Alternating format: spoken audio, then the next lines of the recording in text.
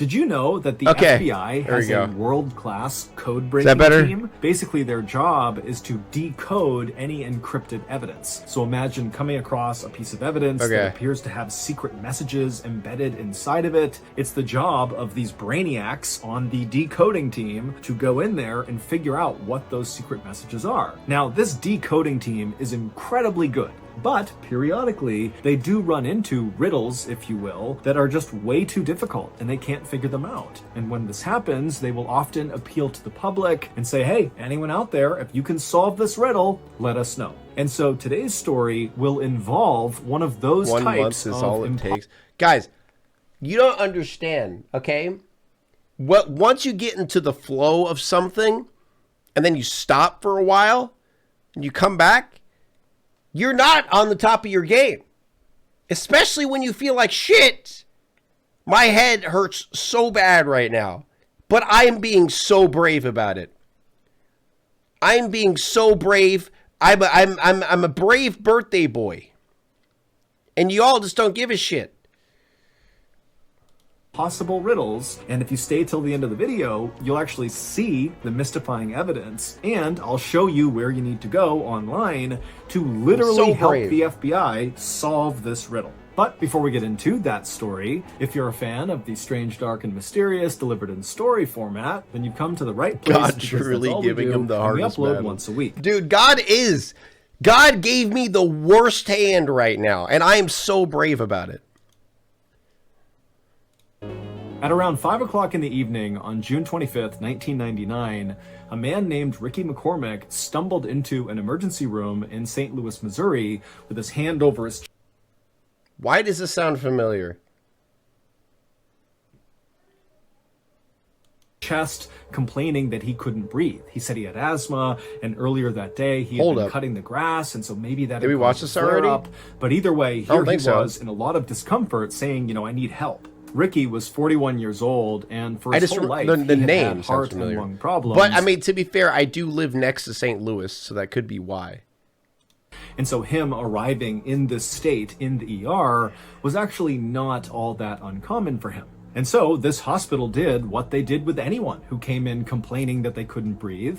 They immediately took Ricky to a back exam room and they hooked him up to all these monitors to make sure his heartbeat was steady and that his oxygen levels were plenty high. And once Ricky was in the exam room getting hooked up, he started acting really agitated and he kept looking around the room like he was scared that someone was going to jump out at him. And he was also sweating profusely, and whenever he did speak, he spoke so quickly no one could really understand him. But despite Ricky's odd behavior, the heart monitor showed his heart was beating steadily, his oxygen levels were perfectly fine, and when the doctor came in and examined Ricky, even though he clearly saw that something was off about Ricky, there wasn't any sign that there was anything physically wrong with Ricky. And so the doctor and the nurses agreed that it's not the bright light one. Ricky had to be psychological. And as it happened, Ricky did have a long history of psychological issues. He was known for making things up all the time, just telling people these crazy stories about himself, like how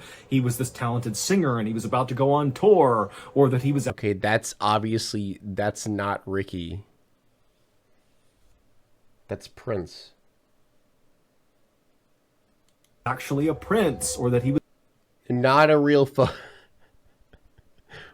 Okay. Wait, hold up. I thought it... Dude, I fucking love the not a real photo bits. They're not bits, but it's just always funny to see. Oh, look, it's a picture of Prince. Sorry, it's not a real photo of Ricky, guys.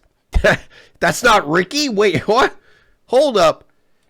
He was studying to be a doctor. I mean, things that nobody thought was true, but Ricky would say as if this is just common knowledge. This is who I am. And so Ricky's family for the longest time had just assumed that Ricky was either bipolar or maybe schizophrenic. Those are both serious mental health disorders that totally disrupt normal thinking. But Ricky, despite being encouraged by his friends and family to go get help, never got help for any of his psychological issues. And so Ricky's life had kind of gone off the rails. He had dropped out of high school and not gone back to any sort of schooling. Holy crap, and I he had almost spent some fell time for in it. jail.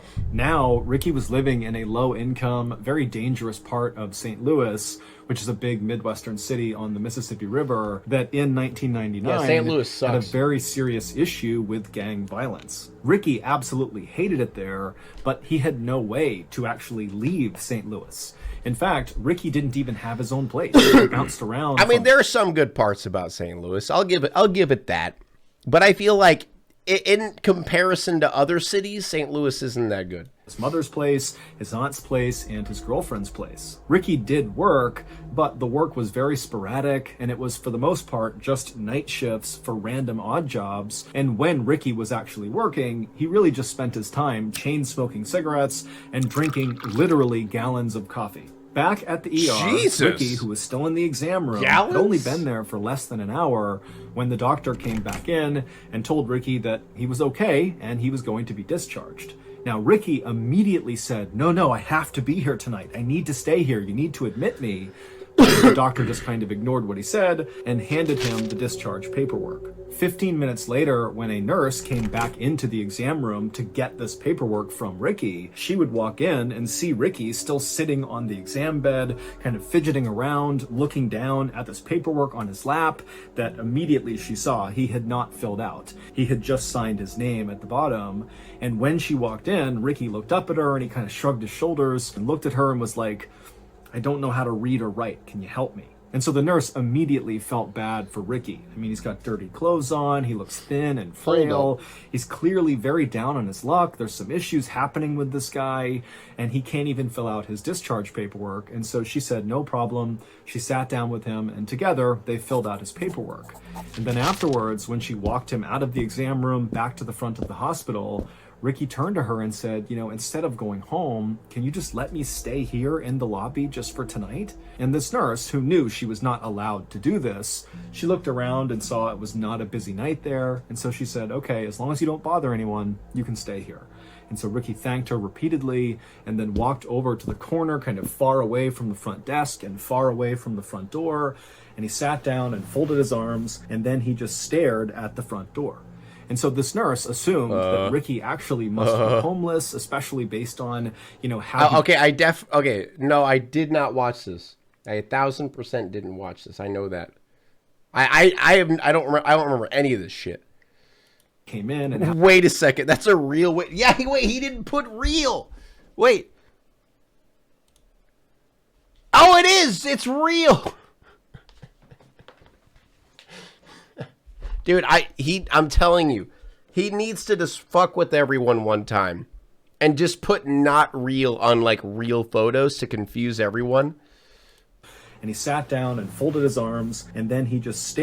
He was acting, and so she figured, he needs a place that's warm to stay tonight. And so the nurse went back to her station, and over the course of the next several hours, she would periodically look out into the lobby, expecting to see Ricky kind of curled up asleep in the corner. But every time she looked out there, Ricky was still sitting upright, arms folded, staring at the front door of the hospital as if he was expecting someone to come in at any moment and he needed to be ready. And so she thought this was unusual, but she decided not to intervene. She just let him sit there and do his thing. Later that morning at 11:30 a.m., when the nice nurse who had allowed Ricky to stay in the lobby was leaving her shift, another crew of nurses came in, and right away they noticed Ricky was just sitting in the corner for no apparent reason.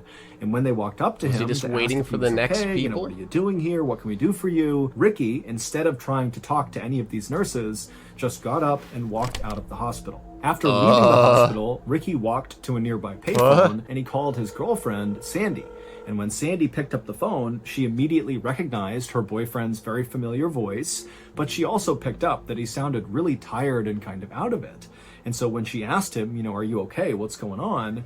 Ricky would tell her that he had just spent the night in the hospital. But he didn't clarify that he had spent the night in the lobby of the hospital, not admitted as a patient at the hospital. But to Sandy, it really didn't matter because already this was raising red flags for her, because this was actually the second time that Ricky had gone to the ER just that week. Just a few days earlier, Ricky had been released from a different hospital in St. Louis after telling doctors there that he had had these chest pains and he could... Okay, so I feel like something's actually wrong with him, but no doctor knows what it is.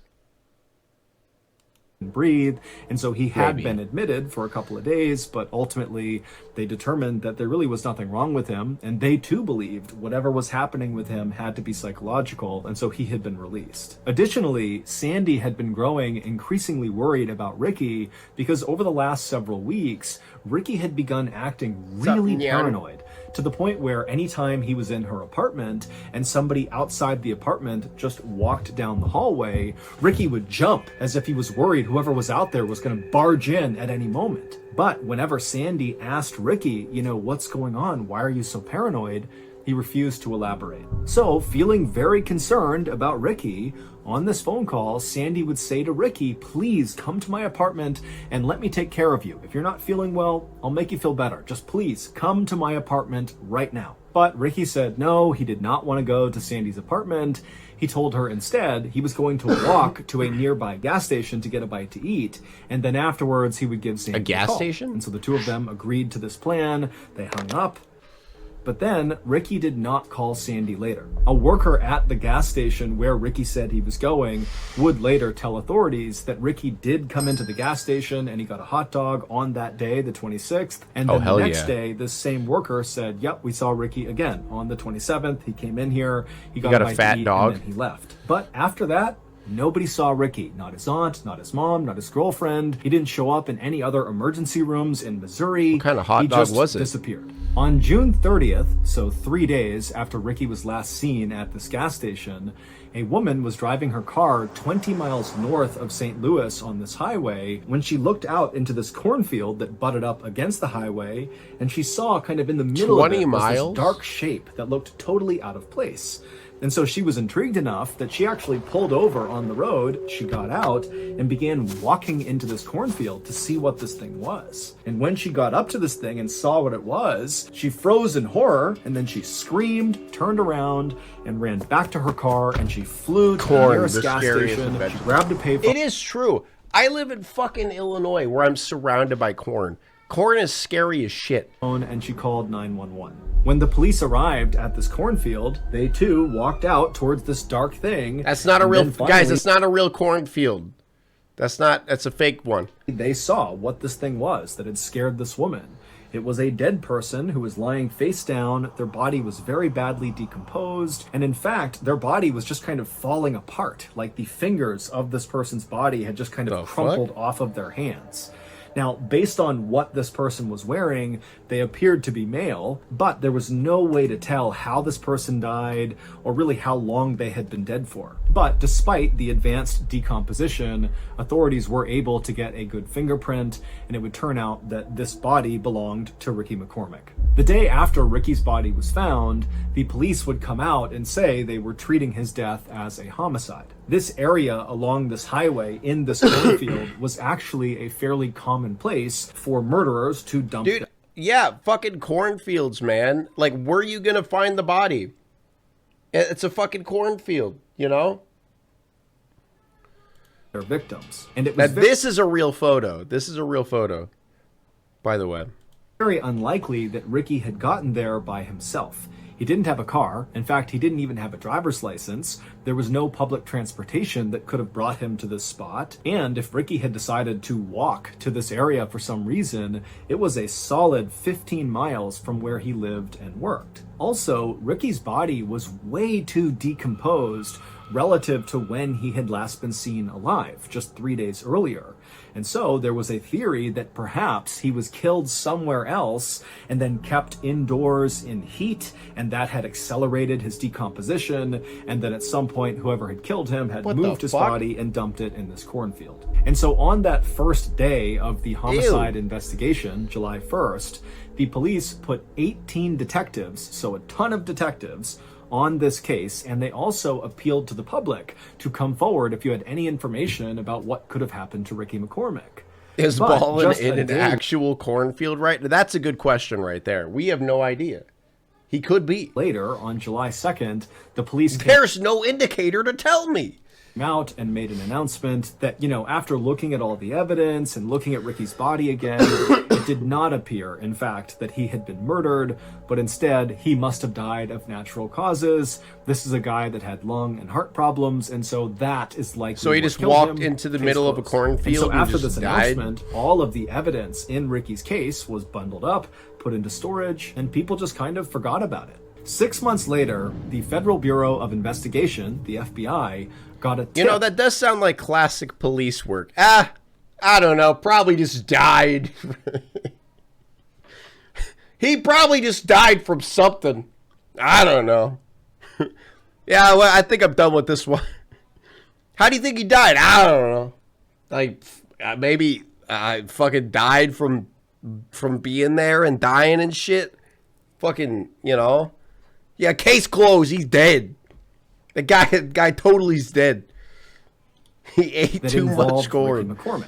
They were working on a case in St. Louis, Missouri about this major drug dealer who apparently was ordering hits on his rivals, and a confidential informant came forward and told the FBI that this guy, Ricky McCormick, had Welcome, gotten wrapped Crimson up Cookie. with this major drug dealer. But they didn't really know what role Ricky was playing with this drug dealer. It was just kind of a rumor on the street that, Ricky was involved somehow. This did not make any sense to the FBI because they're thinking, why would this big-time drug dealer who really was a mover and shaker in St. Louis get involved with this guy, Ricky McCormick, who was obviously deeply mentally ill and borderline homeless? I mean, what role could Ricky play for this It drug was the dealer? hot dog. But the FBI still did follow up on this. The thing is, why would he even mention the hot dog if the hot dog didn't have something to do with it? Tip because it was very credible. Think about it. And when they spoke to the local police who had investigated Ricky's death, they got Ricky's file, which meant they got all of the evidence, and immediately the FBI realized the local police had overlooked a very strange piece of evidence found in Ricky's pocket. But this how? strange evidence It was the quickly hot dog in his pocket, wasn't it? sent to FBI headquarters in Quantico, Virginia, and it landed on the desk of a forensic analyst named Dan Olson. Dan was relatively new to the FBI, but he was highly disciplined and very methodical. And so when he received this piece of evidence, he got to work right away trying to figure out what it was, what it meant in relationship to Ricky and this drug dealer, and, maybe does it answer the question of how these people are connected? But despite his best efforts in calling in the experts and using every computer program to analyze this evidence, he just could not figure out what it meant. At the same time that Dan was doing this, the big drug dealer who was the target of that big FBI investigation in St. Louis was arrested on gun and drug charges, and so the big case was now over. And suddenly, trying to figure out what connection Ricky McCormick had to this drug dealer was kind of irrelevant because the drug dealer was behind bars and Ricky was already dead. And so the FBI kind of put a pause on trying to figure out what this evidence was. And so Dan, even though he was really curious now, he was fully invested in trying to figure out what this thing was, he realized he had to give it up too and move on to something else. And so the strange evidence went back into storage. What's and the riddle? Once again, everyone just kind of moved on from Ricky McCormick. But Dan never really forgot about this mystifying piece of evidence. It was always in the back of his mind. But what's the evidence? 22 years later, Dan Olson had now become very senior at the FBI. He was actually in charge of their cryptanalysis and racketeering unit. Basically, he was in charge of the people at the FBI who specialized in code breaking, meaning they were the people that would pull any sort of secret messages embedded inside of evidence. And so at some point after taking over this unit, Dan pulled out of storage this strange piece of evidence connected to Ricky McCormick, and he said, you know what? I just need to know what this means. I have to figure it out. I've never been able to. It's haunted me ever since. And so Oh, it's in the name, McCorn. Oh, I see. See, now it's all connecting. It all has to do with the corn. Dan went public. He went to the media and he asked the world to take a look at this mystifying piece of evidence and come forward if you have any idea what it means. When Ricky was discovered in that cornfield, the local police quickly emptied his pockets. and in his pants pocket were 2 documents that contained an incredibly complex cipher or code. It was basically 30 lines on each piece of paper with different symbols and letters and capital letters. I mean, it looked like total gibberish to the untrained eye. But to people like Dan and his code-breaking team, these symbols and letters could mean there was a secret message hidden inside of these documents. Okay, but didn't he say he couldn't read? What if he was just like, you know, hopped up on poison hot dog that he just started scribbling, you know? I don't know. Anytime I hear about one of these like codes that can't be broken, I always just think, what if it's just bullshit? You know? What if it actually is just nothing? If you could break the code system. But of course, no one could ever break that code. So how in the world does a guy like Ricky, who is basically functionally illiterate and can only write his name, he's clearly mentally ill and he's not really in touch with reality all the time, how does a guy like that come to be in possession of these complex ciphers?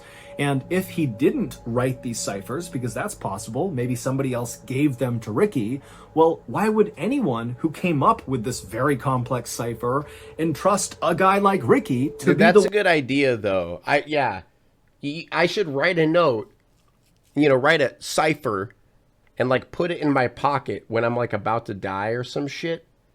Like, on my deathbed. Or actually, no, I'll put it in an envelope. And I'll, like, say something really cryptic with my dying breath and hand it to, like, my son or something. Be like, remember the corn. And then I die. And think about that. He has to live with that for the rest of his life. Like, he has this, like, random gibberish. And then his dying father, just tells him to remember the corn. Like, how that would mentally destroy him. Think about it. He would spend the rest of his life thinking there's some sort of, like, fucking, like, treasure somewhere. The one to carry these things around. I mean, presumably, they contain confidential information that's been very carefully hidden inside of the cipher. And so why give it to Ricky? He's such a liability. And also, what happened to Ricky in that cornfield? I mean, we don't even know how he got there. We don't know how he was killed. All we know is that he had these ciphers in his pocket when he was found. And so many people believe, including law enforcement, that the answer to, you know, what happened to Ricky and what was his connection to this drug lord in St. Louis, if any, or, you know, what was he up to, will all be solved if we can just figure out what these 2 ciphers mean.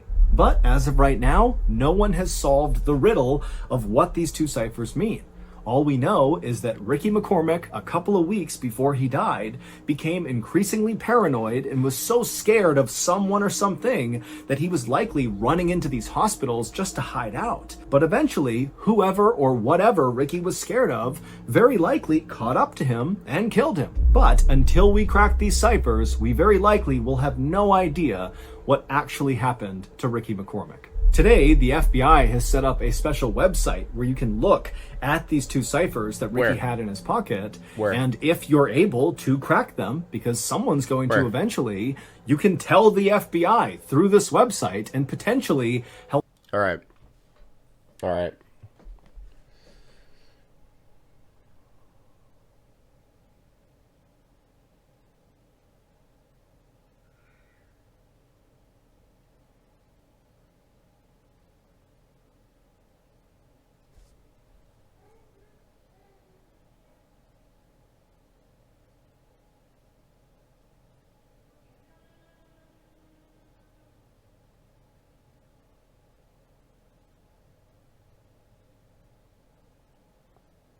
Their ingredients.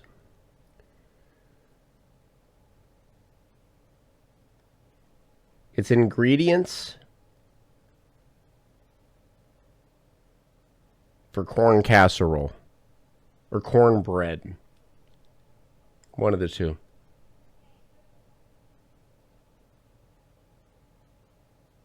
Solved it. Solved it. I don't even need to tell the FBI. They know. Now it's time to walk away. I hope you enjoyed your stay. Did you laugh or cry or maybe subscribed? I'll thank you either way. You know I will miss you. I hope you return. Tell your friend or your mother